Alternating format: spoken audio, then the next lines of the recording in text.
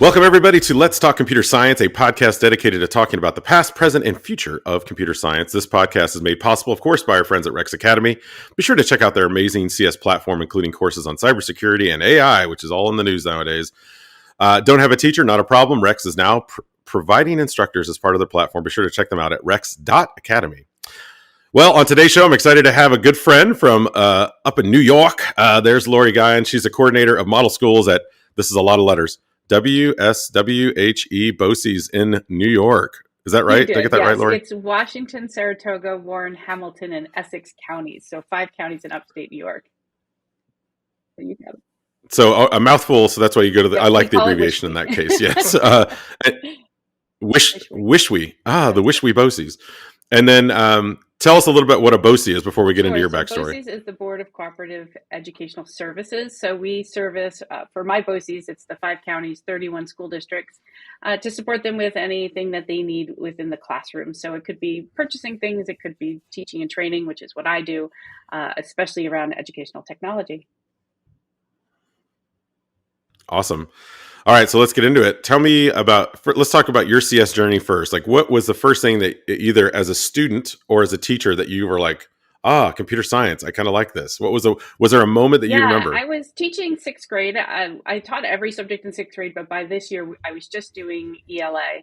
And we had gotten iPads. So this was back in 2013. And I'd heard about the hour of code, and I didn't know what coding really was, but I was like, hey, you want to try it? It was the week before Christmas break. Figured the kids could, do something, keep them busy, try something new. I said, we'll learn it together. It's definitely not something I know anything about. And by the end of that week, because it took us a week to do the hour, it was the first time we'd ever tried it. I was hooked. I saw so many connections to the writing process, to what I was teaching in the classroom. There was a level of excitement that I hadn't expected from my students, that they were interested in what we were doing. And from that moment on, we really looked at computer science as a way to learn English. It really was one of those things that I saw the correlation. So, for example, a line of code follows syntax, right? It follows a path of how you have to have a subject. The subject has to do something. It's the same thing when you're doing a line of code. So instead of writing and editing our essays, we called it debugging, right? We were going to make sure that our essays could be something that our students like that. could understand if we were reading. We had to make sure the reader understood it. Yeah. And that changed everything for me. It changed how I ran my classroom. It was how I offered opportunities to my students. I started bringing in robotics and all sorts of different activities. And I became that crazy room that, you walk by and it was going to be loud, right? As people walk by, and the students were never in the desk. They were always shoved out of the way. And we were always on the floor doing something different with using technology, but really with that computer science focus, just opening our students' eyes to the potential of what it could be. That's an interest. I've not heard that angle of someone coming into computer science that way before. It's usually like, you're a tech teacher, you're teaching computer app skills, or you have your computer lab, but actually using it as like kind of a bridge to a cross-curricular area like language arts. That syntax analogy that you used, that's exactly right? When we do our pre-writing, does it make sense? Heck, nowadays, I guess you could have it read back to you, right? Text to speech. And does it actually sound correct to you? We'll pull back on that and see what exactly does it work? What do we need to fix? And the same thing with your code. Although sometimes drag and drop different than just like, HTML coding or C++, which is what I was raised on. If you want to go way back in time. I remember in computer class being able to write code to make your name repeat on the screen over and over and over again. So I remember like writing silly sentences and then watching it go and put it till infinity. So it just kept looping and thinking that was so cool. As a 12-year-old girl, like that was so cool that I could make that happen on a computer. Yeah, and if you when you get really adept at it, you can make your name repeat, but also have it like change color and go like in diagonal across the screen in some sort of rainbow pattern, and you're like, oh, I've nailed it now. Yeah. And then, of course, I just had this quick recollection of a print shop, which was not really CS as much. But do you remember those things? Remember, you used to be able to print like these beautiful banners with that dot matrix printer, and that was it, man. When you could print your happy birthday banner for the kids, and again, I'm dating myself here. It was binary. You're right. If you look at it really close, there's just little dots, ones and zeros that actually made it work. That's funny. You serve a lot of schools, of course, as a BOCE now. So what are some of the challenges? We'll start with challenges first, and we'll talk about successes. What are some of the challenges around computer science, getting it really I mean, embedded in schools in New York? So New York is kind of unique right now because we have computer science and digital fluency standards that are coming into play. So that really has been my work since 2019. Has really been, showcasing teachers how it can look in their classroom, having meetings, going to faculty meetings. Yesterday, I did one for administrators just to kind of say, hey, this is coming, and this is what it can look like in your classroom. And it's a total shift in how you're going to teach, really, when you're thinking of computer science. You really don't have to be the expert. We're not asking every teacher in New York to know how to use any of the coding languages we've talked about, right? It's not about knowing everything here. It's about that exposure and giving students the chance to try something out. It's exploration, it's problem solving, it's thinking critically. Those are the things that we really are trying to show that's what these standards can do in the classroom. So really, I've been going in, statewide, really on talking about the standards, but like sometimes it's the silo, like computer science in the English class, computer science in the social studies class. But then it's Right. also taking the moment to say, you know what, really, this is transdisciplinary. You can do this where you're really pulling together different subjects and really embed it in what you're already doing. And that really does take the load off of some teachers that are a little more nervous about it, to think that, we're going to keep doing what we're doing. We're still going to read books. We're still going to write essays. We're still going to solve math problems. But we might focus the lens a little bit on the vocabulary that we're using, or really talking about how this could be an algorithm, or how you're going to debug that essay, right? You're going to go through all of those different parts. But the biggest challenge really is, with all of this, is teachers being prepared for it. We don't have a background in it. Preparatory programs still aren't fully doing, computer science as a class for you to take to be ready. So it really is getting everyone up to speed to feel comfortable to bring these standards into their classroom, or to bring computer science into a classroom. Do you mind telling me a little more about the New York law too? I know it's at the Ed Law Yeah. Oh, you're 2D. good. Is Yeah. that part of that process? Okay, tell me a little bit more about that, because I know that there's a couple of states that are out there. New York is one of the first. So give us kind of like a layman's view of what is that law Sure. about? So, in the middle of a pandemic, the state decided to lock down how we could use technology. So it went into effect in 2020, which is also when these standards came in. So it was a whole bunch of new that was happening while we were all dealing with everything else that was going on. But EdLaw 2D is about student privacy. There's always been FERPA and COPPA, or in Europe they have the GDPR. But in New York, we have this law now that every single tech tool we use with students, we have to have a contract between the school and the vendor. So let's say you wanted to use Nearpod in your classroom, you need to have that contract in place. So all of a sudden, like going to Hour of Code, we weren't able to use it until we had a contract, to be able to bring that computer science into the classroom. And really, the idea was we need to think about where our students' data is being stored, what's being collected, how is it being used, and we needed to set some parameters in place. There are other states that have it, like I know California has a seal, and I know that there's some others that have really come along as well. But New York's is because we have local control for our districts. It has to be individual to districts. Us at a BOCES, a lot of us kind of help with that. Like our BOCES has a data privacy advisor officer. I think they call it DPO is the acronym, and they work on getting those contracts in place to support the districts that we serve, which helps out a lot. Because some of those smaller districts, it's hard to think about. You probably use 100 to 200 different programs throughout the course of a K-12 Right. day, and to have a contract in place with each of those can be very difficult. Yeah, that's I'm glad that the BOCES are there to help with that. I think that's huge. I got overwhelmed thinking about the amount of apps and things flying into our little tiny school districts here, and man, to have that kind of thrown at you, it could be another roadblock towards getting real, computer science involved. Not that it's just about computer science, because a lot of those apps are used for other areas too. And backing up to what you were saying about the challenges, I do like the approach you're taking, which is, this doesn't have to be a siloed thing. Like you said, it doesn't have to be, okay, you have language arts here, then math, and we have computer science. You're like, just take this one little thing and change it a little bit. I feel like a great way to get something like CS kind of spread throughout, because yeah, not everyone's going to be certified in computer science. Not everyone's going to have, they don't necessarily have to be either. I mean, in a lot of ways, you're saying, okay, here are the things, let's go figure it out. You have to just be a good teacher in some ways. Yeah, definitely. What about the successes of the schools that you've been at that are doing it well? And you don't have to call them out, but just like, what are the things, what are the trends, what are the things that they do that like, wow, this school's really figured out how to, whether it be integrate it throughout curriculum, or maybe they have a really strong program with robotics or something. What are some of the things they're Yeah, doing well? the schools that I've been most impressed with really have been the ones that have taken that approach of let's get it in every classroom. And sometimes it's still me going in. I mean, this week I was in a district teaching Be Kind Online, right? The real digital citizenship foundations that we still need to talk about. But you're starting to see teachers start to borrow more of the robotics that we have here and ask, instead of can you come in and do it, but can you give me a 15-minute overview? I want to try it on my own. We're starting to see that trend happening a little bit more, which is really nice to see.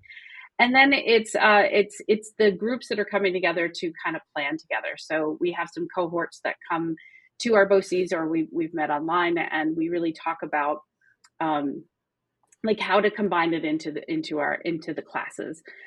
We're finding it easier at the elementary. I wouldn't say it's because elementary teachers have it easier because they have to cover every subject, but because they cover every subject, they can combine a lesson that covers both. Ah, So way back when I was a tech integrator in a district, for example, I used to push in. We called it a fun Friday. I came in for an hour and I did robotics with the fifth grade classes, and the whatever the topic was always related to something they were doing in their classroom. So if they were looking at biomes, we built biomes, but then we had the robots give the facts about it as it traveled through the biomes.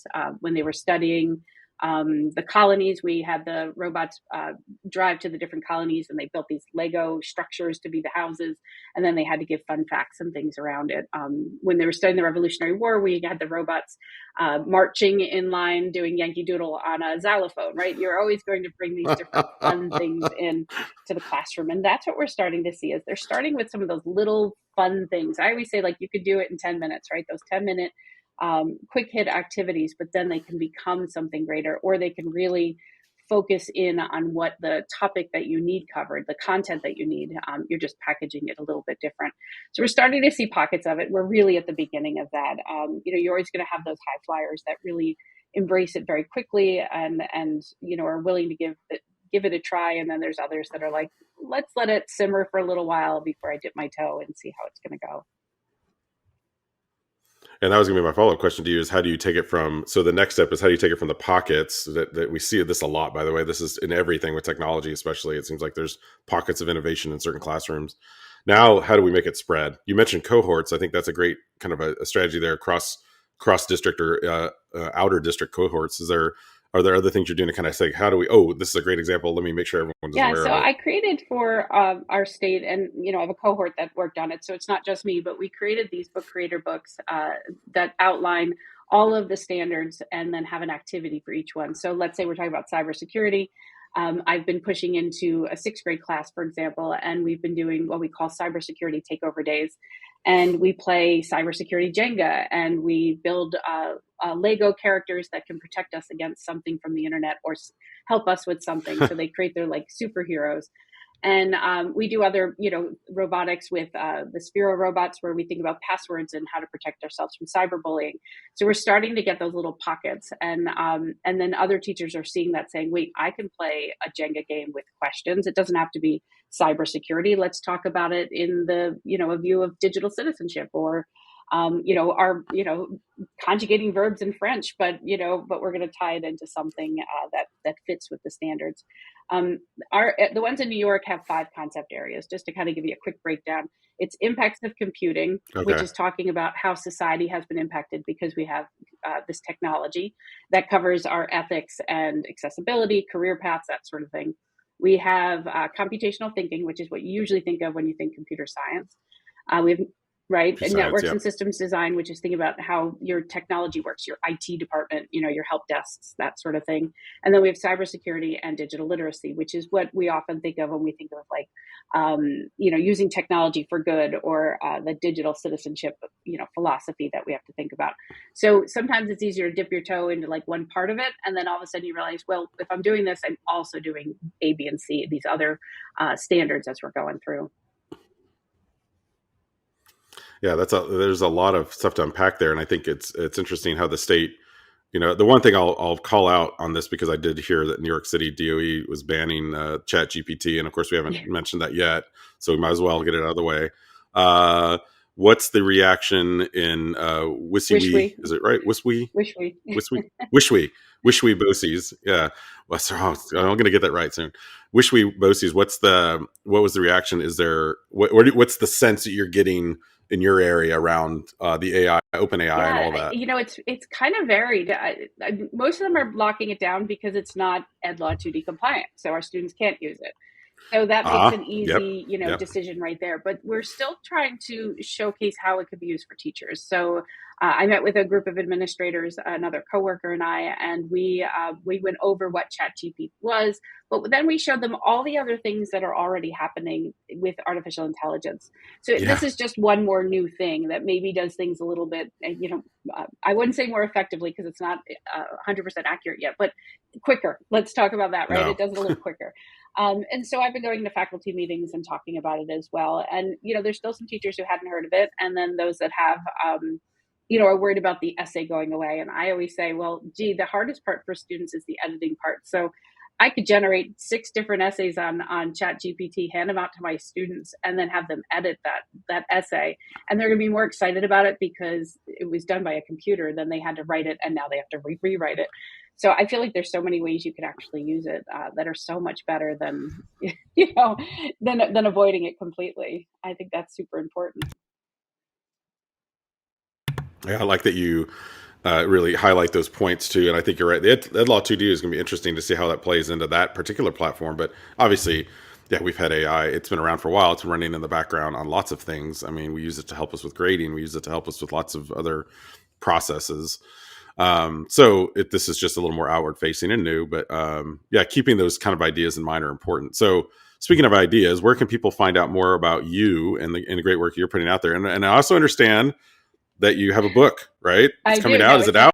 out yet. It'll be out sometime in March. It'll be out. It's called Smile Learning, and it's about leveraging technology effectively in your classroom. So yeah, it's going to be sharing those stories, including the first time we did code.org. That story's in there, as well as lots of other ideas and activities that will help you embed using technology in the right way.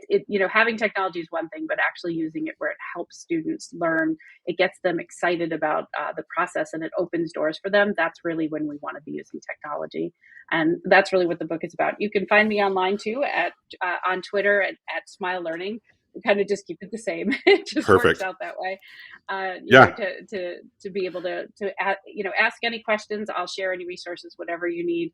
I will share one really funny thing though with Chat GPT. I asked it. I was putting together a presentation, so I asked it to write me a text message from Romeo, from his voice, and it did. It was like the hats and dots and lovets and all that. And then I asked it Oh, to nice. respond Yes. back as a 90s hip hop artist. And it was like, yo, Romeo, word to your mother. It Yo, was yo, so Romeo. fun. And I was like, that's what. It's a little bit of a, yeah, it's like, it's kind of it's a rabbit hole, right? It's when you go in, I've had a lot of fun with it trying to write. And in some of the new AI generated art, like I'm hosting a crawfish boil in my house, in our cove, and our cove is Mordor, which is like the name of the street is the same name as the evil land in Lord of the Rings. So I just I went into one of those AI art generators and said, give me a flyer graphic for crawfish boil in Mordor. And I had all these interesting permutations of crawfish, like on the Eye of Sauron, and I was like, I'm So very cool. impressed. I mean, there's some good ones. There's some that were like not very good, but there was also some good ones. So yeah, it'd be interesting to see as this rolls forward. But Laurie, I appreciate having you on, guys. The first time I saw this woman, she was on stage talking about failure. So immediately I knew that we were kindred spirits in that sense. And I was like, man, she had a 5-minute TED talk at Nicegate, which is an amazing event up in the upstate New York, Rochester area in November. And so having a chance to work with her over the last couple of years. So you guys know to get out there, get the book. This podcast will drop probably around the same time the book is out. So if you're listening to this now, go check out Smile Learning. It should be on Amazon. And check out some of the stories she shared today, but also more information in her book. So thank you so much, Laurie, for being a part of this and being a part of the Let's Talk Computer Science podcast. Thanks again to our friends at Rex Academy for making this podcast possible. Be sure to check out their platform at rex.academy. We all know that technology will be a part of our future, and as educators and leaders, it's our role to make sure that all of our students have an opportunity in that future as well. This is Carl Hooker signing off.